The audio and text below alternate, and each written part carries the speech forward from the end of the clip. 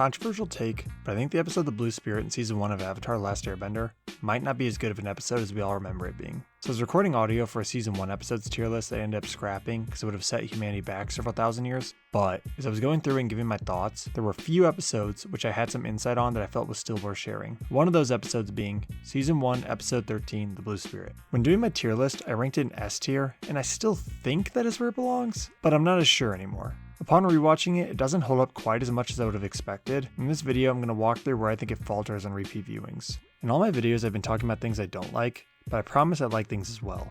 For example, I like complaining, I like pointing out flaws in my favorite TV shows and movies, I like criticizing works of art,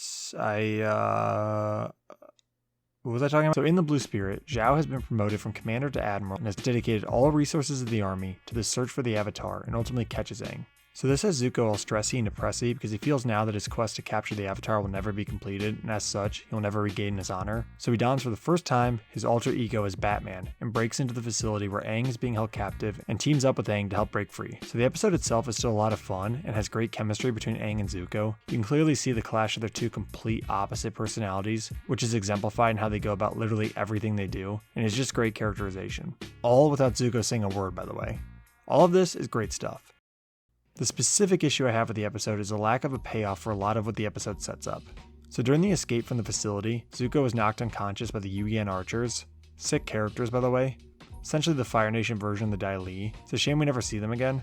But after being knocked out, Aang sees that the person who rescued him is actually Zuko, but still decides to save him and bring him out of danger.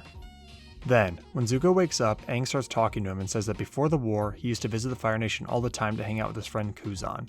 And then he asks Zuko if he thinks that if they had known each other before the war, if they would have been friends. Zuko is silent for a moment and then attacks Aang, and Aang runs away. It then ends with Zuko back on his ship, lying on his back in bed, with the Fire Nation emblem to his right. He pauses for a second and then turns on his side away from the emblem, symbolically turning his back on the Fire Nation, and has the viewer questioning his loyalty. Now when watching this for the first time, I was so excited after this episode.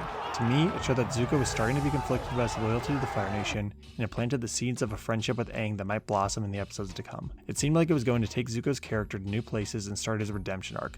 But instead, the episode decided that it'd be more fun to go absolutely nowhere. Zuko obviously did eventually team up with Aang and turn his back on the current Fire Nation regime, but that all didn't start happening until midway through Season 2, and finally came to fruition in Season 3. And there were no clues or even hints about Zuko having any kind of doubts about his loyalty anytime throughout the rest of Season 1. The episode just felt out of place, like it was a season too early. So, all the thought-provoking ideas about Zuko and his character, and any sort of potential development that the episode teased, was all actually meaningless in the end. His character did end up going through these changes and dealing with these ideas, but it was in no way a connection to this episode. This episode is even brought up in Season 3, but then dismissed in one line for Katara. Remember when you two were sick and I got captured by Zhao? It was Zuko who came in and got me out. He risked his life to save me. No way.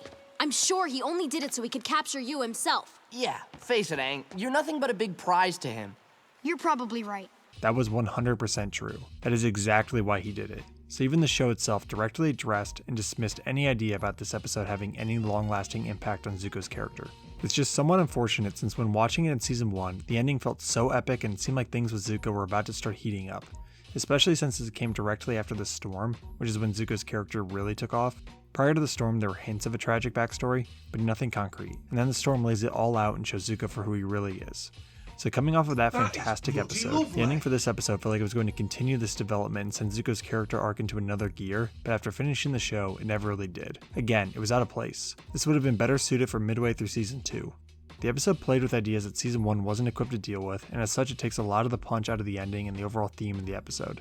Maybe I'm reading into things too much and Zuko was just trying to get comfy in bed and forgot the cameras were on and it was just a total coincidence they turned away from the emblem. And who sleeps on their back like that anyways? He's like Dracula. Hey, Zuko, I'm talking to you, buddy. Sleep like a normal person. Sleep like a normal person. Okay, good, that's better. What was this video about? Still a very good episode, but went from an interesting character episode the first time I watched it to just a fun surface level action episode on rewatch. Again, still good for what it is, but far less deep of an episode knowing the full context of the show. But I wanted to lay these thoughts out there and see if anyone else agreed with me or they felt the same about the episode. So leave a comment down below and let me know, and I will catch you guys in the next one.